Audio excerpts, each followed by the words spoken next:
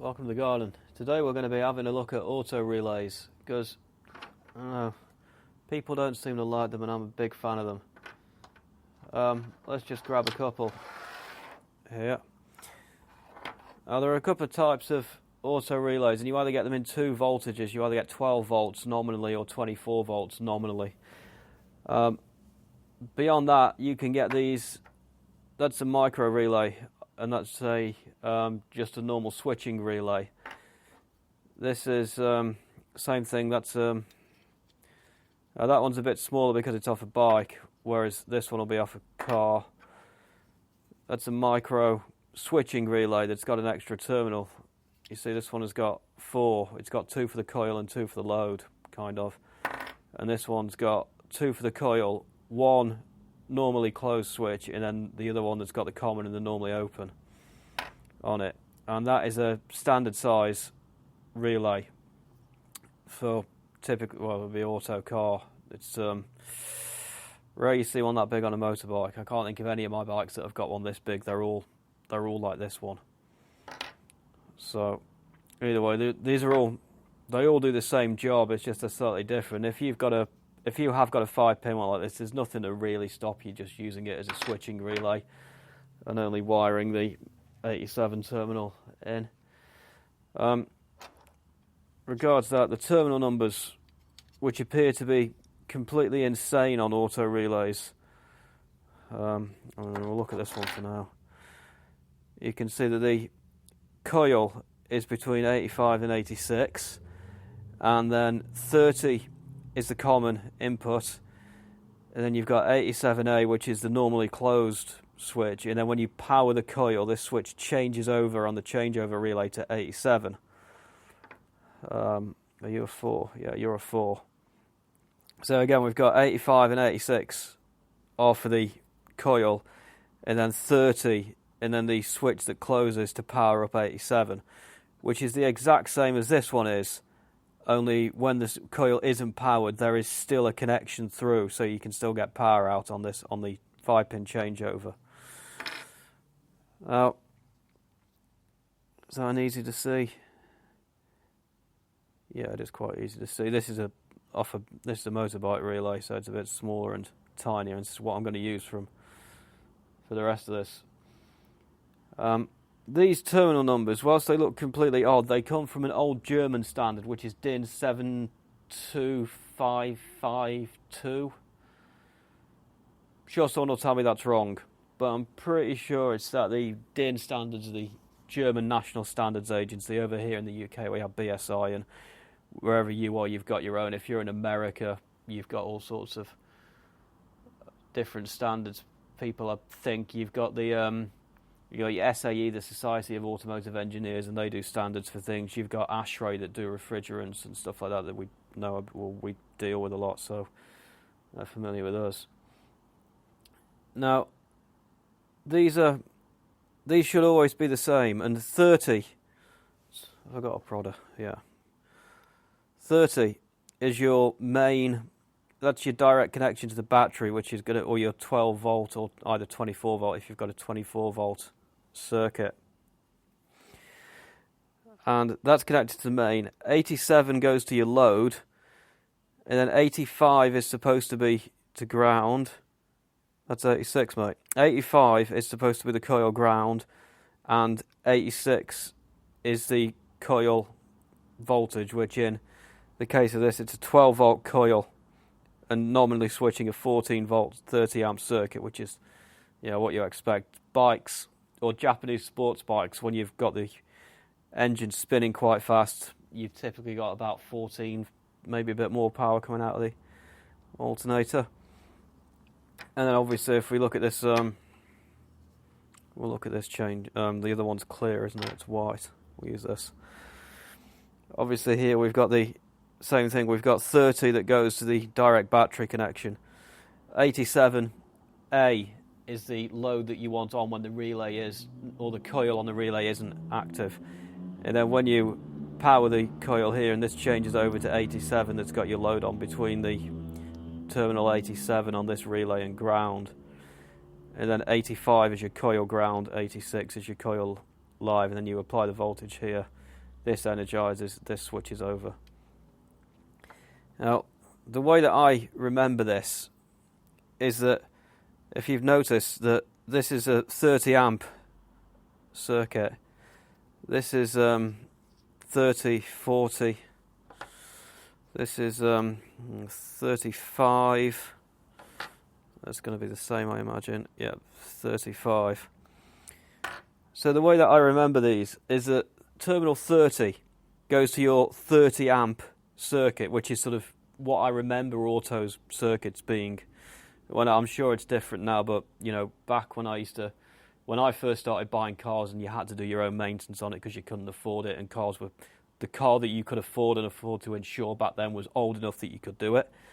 So 30 is the terminal that connects to the main battery side of it, like the main voltage side, and then obviously 87 goes to your load because that's on the other side of the switch. Now the way that I remember your coil is that you've got 85 and 86, and to me 85 is it's a lower number than 86 is. So 85 is your lower ground potential, and 86 is where you put your potential for the coil. So you've got coil ground 85, and then coil volts when you apply it on 86.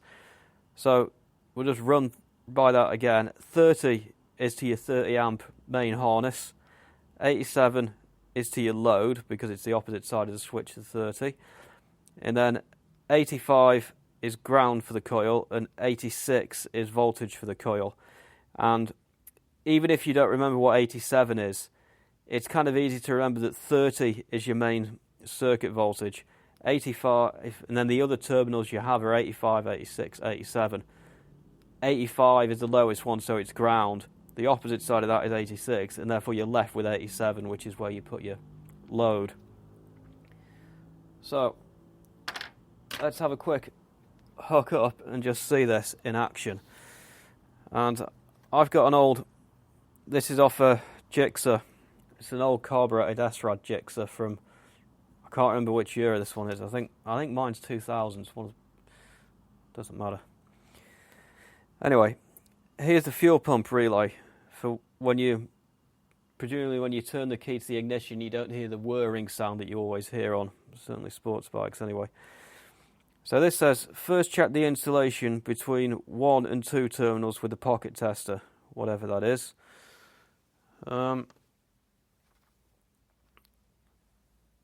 Do I have an avometer around here? We do. Avometer. Diode test or continuity, depending on what you like. So, okay, our relay looks a bit different to this layout here, but I'm sure it'll be fine. So when it says check the continuity between 1 and 2 terminals with the pocket tester, now what that's going to be is terminal 30 and 87, which is terminal 30 on this and 87 is this one. And we should get nothing, and if we could stay on it without slipping off, we do. So that's nothing. If we're on the same one, continuity, buzzer, if not, nothing. So that shows that when this coil isn't energized, this connection here isn't made, which is the correct operation.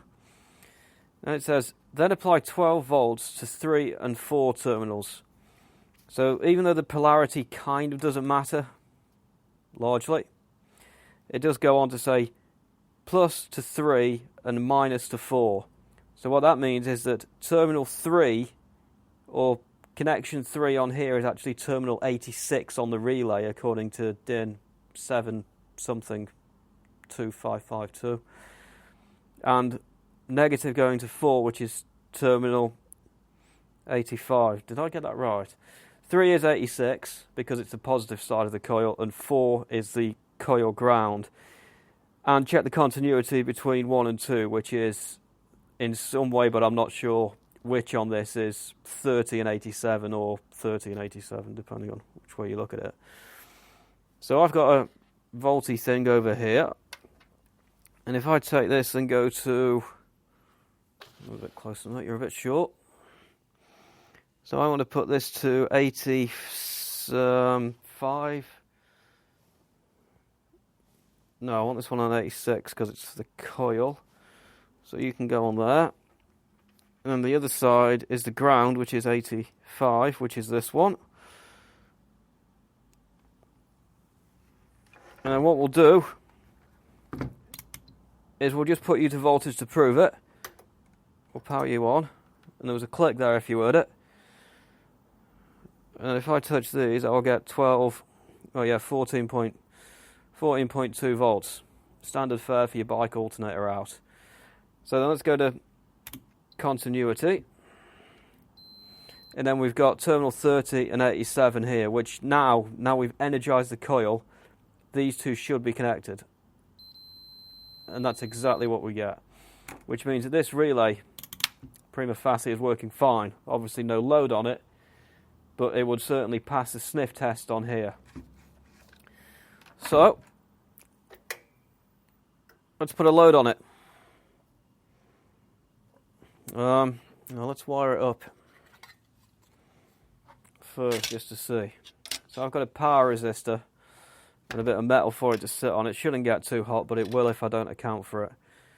So this is going to earth the power supply, or the ground on the power supply. This is from the power supply, so this goes to terminal 30. I'm just going to take these off and see if you can see it on here. Could be tricky with the light. Where's my prodder gone? There should be a 30 around there, which is for this one. And then 87 is written there, which is for this terminal. 85 is there for that one.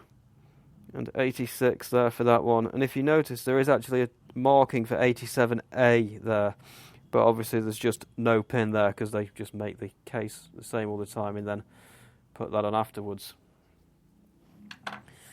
So, had a bit of power disaster here. We've ripped them out. But of course we're good boys and we've done it without the power turned on. Because we're just in case someone saw.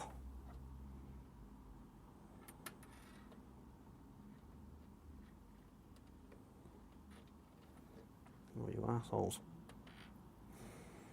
Oh, they ain't liking this.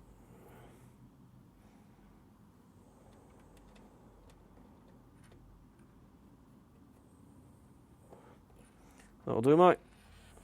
Right, so back to relay. 85. Right, let's go from the start. 30 is your main power to your harness. 85 is your coil ground. 86 is your coil voltage.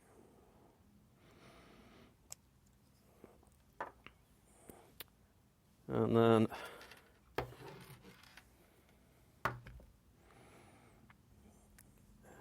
87 is to the load.